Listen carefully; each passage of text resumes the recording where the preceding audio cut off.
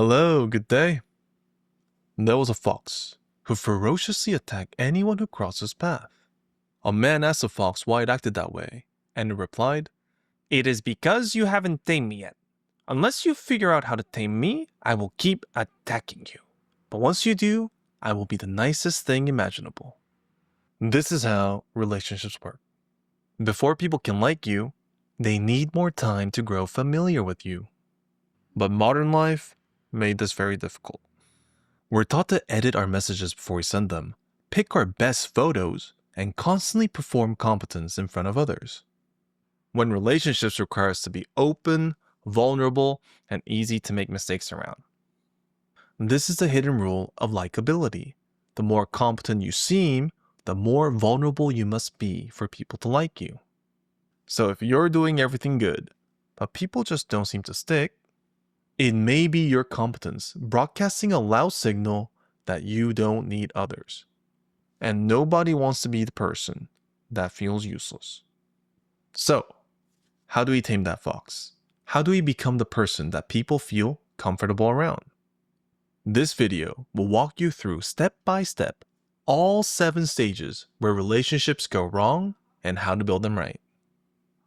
If you need a user's manual to understand how the human mechanism works, to make better decisions for your future, you came to the right place.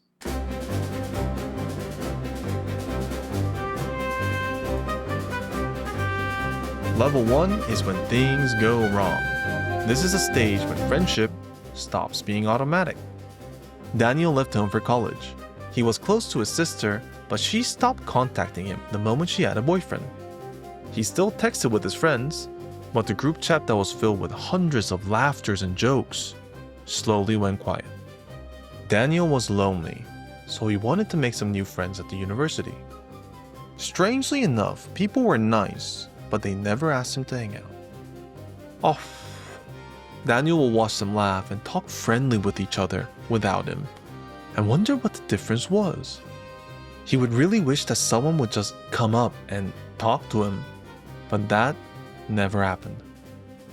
This is called the building theory. Friendship requires a building, a structure that people can enter.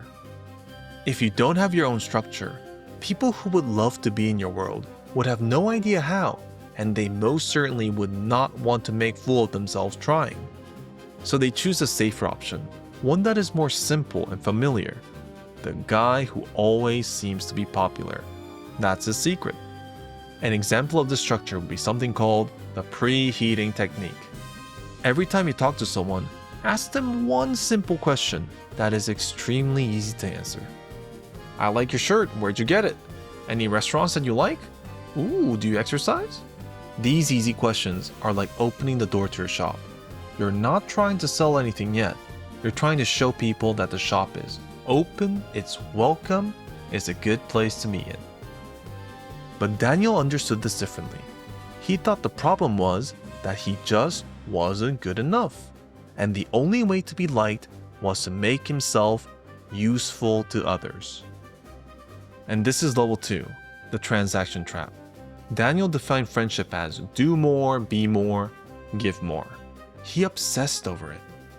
He'd help people with their assignments, he'd always be the one to pay for food and drinks, he'd be scared to not say nice things to people, in case they didn't like it. But he wasn't just pleasing them, he was buying their friendship and loyalty through his personal sacrifice. At first this plan seemed to work. Daniel was surrounded by people, but this illusion breaks when something hard happens, and something hard always happens to the young generation. He had a financial crisis. His parents were struggling and couldn't send him his allowance for a few more months. Daniel really needs some advice. A little help wouldn't hurt either, but when he reached out, nobody replied. When that happens, it usually starts with confusion, but after a day or two and the texts don't get replied, it turns into anger. So he criticized his friends, sending a long text, calling them selfish ingrates.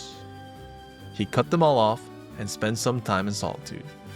This is called the Timon syndrome, named after a Shakespeare character called Timon of Athens, who'd buy all these glamorous gifts for his friends, only to find himself abandoned and betrayed when he really needed them.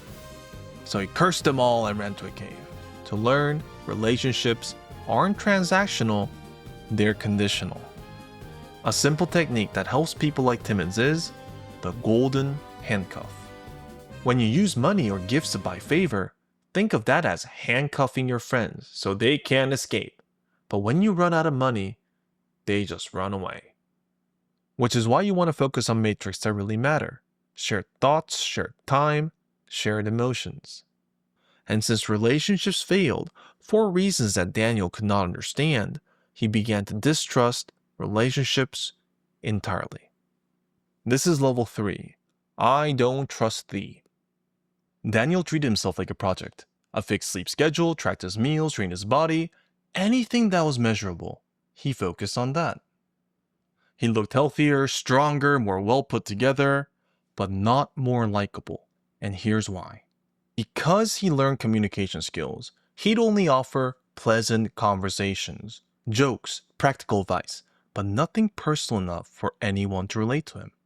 To solve this, Daniel tried to increase his social volume. After work drinks, gym classes, business events, but he couldn't share his feelings or thoughts with anyone, so all he did was make more shallow relationships. As a result, people would high-five him, take pictures with him, but never knew who Daniel truly was. Daniel felt a strange emptiness in his mind, but wanted to believe that he was doing fine. So he did a no-contact challenge. He wouldn't text anyone or even start a conversation just to see if anyone would reach out. But alas, it's one of those moments where you record your voice for the first time but just can't believe what you're hearing. And when this happens, there's a strange revenge psychology where you try to stop caring about what other people think. A practical technique to help people in this situation is called how to not give a fish. Everybody in the ocean is a fish. I am a fish. They are a fish. We are all fish swimming past each other. And like a fish, Daniel would just open his mouth without sharing his personal feelings or thoughts. It's not about just swimming in the pack. You gotta share something supersonic that people can relate to. But if you stay underwater for too long, we reach level 4. What is this all for? Because he wasn't distracted by his relationships, Daniel could focus on his career and made a surprising amount of money. But when work and self-improvement no longer bothers us, the monster lurking within demands asking for attention. What do I do for the rest of my life? And once we begin having those thoughts, at work, after the usual meeting, small pieces of his feelings and mind would slip out. But since he didn't really train that muscle, the words that came out were mumbling gibberish. Nobody said anything. They pouted their lips for a while and casually made a joke to laugh it off. Of course, Daniel began to overthink this. Maybe nobody just wants anything serious. Or maybe I'm too late. Everyone has all their friends and there's no spot left for me. Or maybe this is what it means to be an adult. He scrolled down his phone through his many social contacts to see if there was someone he could text to. But if your life is stable, there really isn't a credible reason or motivation to contact someone. A technique to visualize this is called the empty castle. Daniel spent his entire life not building a home, but a high and mighty fortress. Even if you speak at the top of the roof, at the top of your lungs, nobody can hear you. That's usually the point when people begin to lower the drawbridge, which means lowering yourself so other people can reach you. But what Daniel did was, he abandoned the fort entirely in search of new social relationships. This is level 5, stay busy to survive. He did some volunteer work, learned Brazilian Jiu-Jitsu, took a dancing class, and also started playing board games. Anything to keep the mind busy, to keep moving forward. But you can't move forward if all you're doing is running from what's behind you. Daniel tried to make relationships because he was lonely, but in order for a relationship to work, he has to be curious. He has to want to know what the other person is like or what they're thinking of. Because friend in Old English means to love, not be loved. And Daniel, because he was in a state of hunger, he wanted to be loved, not share love. A practical technique to understand this is called the cat killed curiosity. If someone has a cat and you mention it, you talk about it, you play with it, then you're learning more about the cat and not the person. For Daniel, the activities he engaged in worked against him because he was too focused on the activities itself and not the people. And since his hobbies had failed him, the only option left to remove his loneliness was to make a family. Which leads us to level 6, love will fix. Daniel wanted marriage and hoped his future wife would be the solution to his problems. So he expected his wife to be his best friend, therapist, emotional regulator, cheerleader, a source of meaning and purpose, a source of belonging, and a good cook. And of course, women sense that very well. Taking on this man is like taking on 10 minimum wage jobs at once. Daniel didn't understand this. He had money and stability, he worked out, and thought he was, fairly good looking. And that's when it struck him. I am going to be alone for the rest of my life. Daniel could not sleep that night. He thought very hard about his life and how it led to here. A practical technique for this is called one ring to rule them all. If a person doesn't have a proper social structure, they begin to expect that one person, one friend, one lover, one family member to fill that entire hole in their heart. And if you overburden anybody, the relationship does not tend to last. And since relationships didn't last, Daniel felt very lonely and desperate. Which leads to level 7, shared worlds are heaven. Daniel should have asked for help, but was too prideful to go to therapy and has some trust issues. So he self-diagnosed himself and reached a conclusion. Empty your mind. Distract yourself with a simple hobby. And among the many hobbies, Daniel chose origami, folding paper cranes, frogs, and flowers. It was quiet, repetitive, and oddly calming until one of the employees came up and asked, "Wow, how do you do that?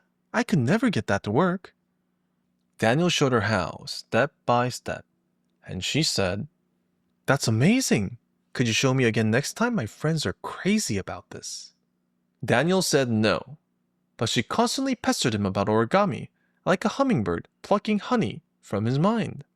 But after some time, they no longer talked about paper cranes or origami. They talked about their friends, their families, their work, and the strange paths their lives have taken. This is the most effective way to find friends, and the method is called advertising your world. Some bookstores advertise their products by showing ads of people reading, and people will watch that and say, "Wow, maybe I should read." If you engage in your activities and make it visible to others, it will attract people with similar interests. And if there's a fixed space for them to return, they shall, and that's when discussions accidentally spiral into deep relationships. At that point, friendship will carry itself because the win condition of relationships is sustainable meetings. So if you want to be someone's friend, just keep showing up. It doesn't matter what you say, it matters more that you are there. Okay, now here are the systems and structures that you can apply to your daily life to make meaningful and sustainable relationships. First, we must understand the win condition, and that is exposure, exposure, exposure. We need to structure a system where we can meet someone consistently over a long period of time. And the best way to start that is by defining your friend's role. We often hear the phrase, lower your expectations, but that does not mean to abandon humanity. It means to define exactly what you want from people. Here's an example of what that looks like. A therapist, a coach, a spiritual guru, mentor, mentee, coworkers, and that one guy you can talk nonsense with. If you format your relationships you can structure a way to communicate with them. For example, with a therapist, it'd be, I had this issue and it affected my thoughts and emotions this way. Would you like to have a drink this Saturday night so you can tell me your thoughts about it? Then I will spend some time listening to her, summarize what she said in one line, then say, wow, that's amazing. I never knew that about myself. And the relationship will be long lasting and supportive. Why? It's because when both people understand the role of the relationship, it becomes simple and easy. It's less burdensome to maintain. The second system is called use plain conversations. Many people overthink conversations as if they have to say something really fancy or make people laugh. When in fact, the more plain, the more ordinary your exchanges are, the better it is to maintain your relationships. When you meet someone, just say, it's great to see you. How have you been doing? When you're meeting someone, say, that's a great point. I like the way you think. When you're done for the day, say, next time, coffee's on me, even if coffee isn't on me. And the reason why we want to use these plain words is to lower the cost of communication. Imagine that every time you have to meet someone, you have to prepare hours in advance of this amazing heartfelt story or this unique insight that they never heard about. It'd be exhausting. It only burden you and is also burdensome to others, making the relationship likely to crash. My number one advice to anyone who's struggling with a relationship is keep a few simple lines ready, use them, and stop overthinking. Now, we're going to talk about the difficult decisions regarding friendship, because there are cases where friendship can be unhealthy to maintain. It's easy to say that friends fell apart because they had different values, but what if we go one step further and say they fell apart because they had different lifestyles? Because everybody wants to feel normal. They want to feel that the decisions they made in life were great and they had done a great job.